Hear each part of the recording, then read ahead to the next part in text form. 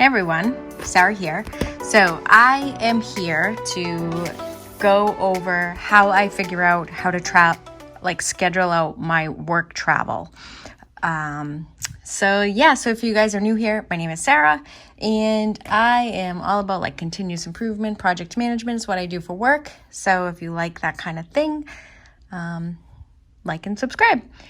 So for today's video, I was just saying how I wanted to go over how I figure out my work schedule. And in this video, I'm going to talk about some of the rules I use when I can, because sometimes traveling is not up to me.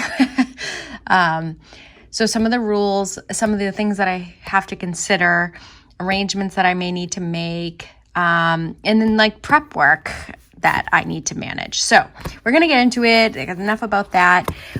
So this is a bit extra, and there's a full disclaimer here that I did all this and then I got the travel restriction notice. So I didn't end up traveling, or I'm not traveling yet.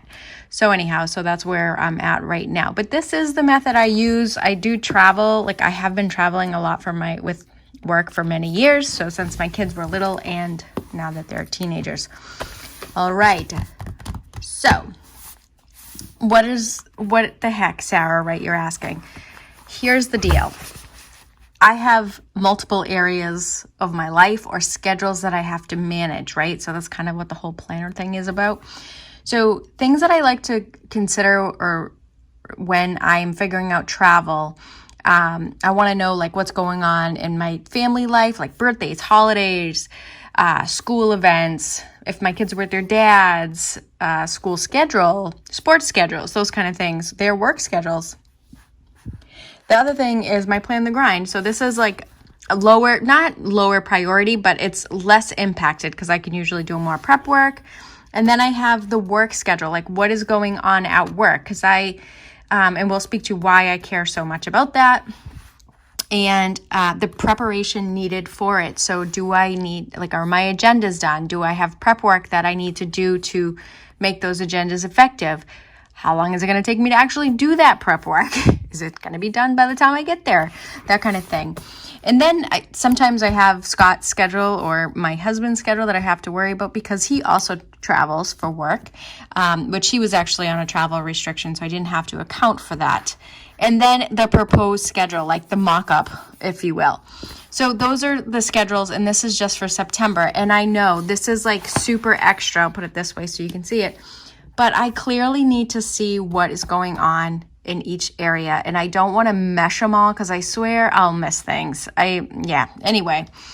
Okay, so just quick there, but I'll get into that in a second. The other thing that I want to talk to you about is the rules I have. So I always want to manage the whole work-life balance thing, right? So I have some rules that I like to try to follow. And sometimes I don't have the ability to do this, but sometimes I do. In this situation, I have 7 trips over 3 months. So, and they're all on my schedule. They're all on my agenda. So I'm going to do my best to adhere to my own rules, right? Without impacting the goals and the schedules of the trips. So some of my rules are, I want to minimize the time away from my kids. So my kids go to their dad's every other weekend, and they come back on Tuesday after school. So I have some flexibility there, which is really helpful. So there's almost 2 days that I don't have to worry about being away, and that's only every other week though. And then that would mean that I would travel out Sunday night to be bright and early Monday morning at the location. And then I don't want to be on conference calls while I'm in the visit, at the visit, or at that, I want to be there and I want to be focused on what I'm there for. I don't want to be on conference calls. That is why I want to consider my work schedule. So if you see this week right here, this is a huge meeting week. This is our operations review, and these are in strategy updates. And this is I'm in meetings this whole week, basically. These are 4-hour meetings because it's the whole business. So I'm not going to go visit somebody and then sit in one of their conference rooms and be on the call all the time. I want to be focused on what I'm there for. So I like to consider what that is. I want to be prepared for when I get to the site. So I have prep work. And sometimes that prep work is not a lot, but sometimes if I'm running a workshop, I have to have like the agendas done, the slide decks, like all that stuff. So I need to make sure that I plan it into this calendar so I'm not short selling myself on time. Like if it's going to take me 2 weeks to do something, so 2 weeks to prep for it, this is the week I would ideally want to travel. So I want to consider those types of things. And then I want to minimally affect my side business, which this is my content schedule. Okay, so now that I've gone through my rules, some of the other things that I have to worry about is, well, I have to make sure there's an effective agenda, like we don't want to waste money. So do I have my agenda? What am I doing? I want to touch base with everybody, make sure they're available, that kind of thing. And then also, what am I traveling or where am I traveling to? So again, I have 7 sites over 3 months, and I want to follow my rules that I have. And some of my travel is a longer trip and some of it is a shorter trip. I'm not talking about the days that I'm on the site. It's actually the travel time. So if I'm going to California, it's longer. It's a longer flight, there's a layover, and then frankly, when I come back, there's a time difference. So I'm like going back in time. So it's actually could be the next day if I take a really late flight. So I need to consider the duration of the travel, if you will. So like quick trip, long trip, and then I'll stagger those within my schedule. So if I'm going to a long trip, there's a chance that I'm going to probably be away for 3 days, which is a big impact on my family time. So I'm going to travel to a closer location the next time, so it's a lesser impact on my family. Does that make sense? So that's another thing that I need to consider when setting it up. Obviously, what's Scott's travel schedule, and then I want to make sure it's not the end of the month for the locations because they're going to be busy. They don't have time for me, and I don't want to put them in that situation. And then arrangements like, do I have to find a place to, like a dog sitter, those kind of things? Do I need to find rides for my kids for work or, things of that nature, or to practice, to sports, to games, whatever the case may be. So anyhow, so we'll get into I covered some of my own personal rules that I have. I talked about some of the things that I need to consider when booking travel and some of the with like prep work. And then kind of my family time. So now here we go. So here is the proposed schedule. So my proposed schedule, and there's a holiday at work this month. There's Labor Day, so I can't go this week. So that's kind of a bummer. So see here, it's a work holiday. Actually, I didn't write that in there, but it's right there. It's a work holiday. Oh, because that's not the right calendar. Sorry. So see, there's a work holiday. And this is a meeting, but I was going to be home by then, and then these meetings. So there we go. So that's what's going on at work, and then that's the end of the month. So I don't want to go down there. So what I'm thinking is the week of the 13th, there's one meeting happening, but actually it would have been nice for me to be on site for that meeting because people that I'm in the meeting with are mostly in that location. So I would have been able to take that meeting there and be a part of it, which I thought would have been nice actually. So anyhow, so it was this week, and I did plan my trip to Georgia to be there because that's where the meeting is.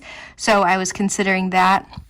And then I don't really want to do 2 weeks worth of travel, but I got to get this done, and there's a holiday at work, and I don't want to go into the last day of the month. So I was going to go to Mississippi for that week here before month end. So that was what my proposed was. And then here I was thinking, okay, well, I have some things I want to do before I get to those locations. So here is the prep work here that I need to do. So that's how I was planning on doing that. So and then let's check out my other rule, right, with minimizing my impact on my kids. So I'm traveling 2 weeks. The reason why I thought that would be okay is because that's a short trip, actually. That's why I put it there. And they're at their dad's, and then they come home Tuesday. So I'll be home Tuesday night because it's a shorter trip. So that's why I was like, I'm okay with doing that for that time. Like, I would not have gone to California because that would have dragged me out to be gone here, and then I would have been not seeing them for over a week, which that's not cool. I don't want to do that. So that is how I figured out my work schedule for September, but I still have a few more trips to do. So now going into October, I looked at California and Pennsylvania. Again, I'm on the East Coast. So California is actually a long trip, so I'm planning to probably come home Wednesday night. So I would have had to make some arrangements for them to maybe stay with their dad, get some bonus time, or make sure Scott was home for that. And then I was offsetting it with a short trip to Pennsylvania. So you see that only would have affected 2 days for me, and maybe even a day. Like that one could have been even a day. So I'm minimizing my time away. So that's kind of what I do. And then I also want to make sure that, and I say minimize the time away because if you look, my boys are on the 18th, they're at their dad's. But I wanted to be home for their early release. I don't know why, I just feel like I do. They don't need me here. But anyway, and then I'm actually going away for my sister's birthday on that week. So, yeah. Okay, so you'll see this week of the 11th is nothing. I don't have anything going on, no travel that week, because look at what week it is for me for work. It's the meeting week. It's the super busy week. So I'm not going to go be and traveling that week because it's not going to be effective. And then I want to prep for California the week before. So here, and then this meeting week, I would have prepped for Pennsylvania. And then I have that another month coming up, and I wanted to prep for Texas this week, which you'll see over here. So this here, again, same thing. Now, November, we have Thanksgiving week. We're actually on shutdown for that week, so I can't travel that week. So let's go over that. I can't travel that week. We have the meetings are kind of more spaced out this time, and there's no school. So those are some of the things I got to consider, and then playing the grind, and then my prep work. So I'm going to Canada. So Texas is going to be a long trip for me. So see, I broke that up in November, and then my California trip was October.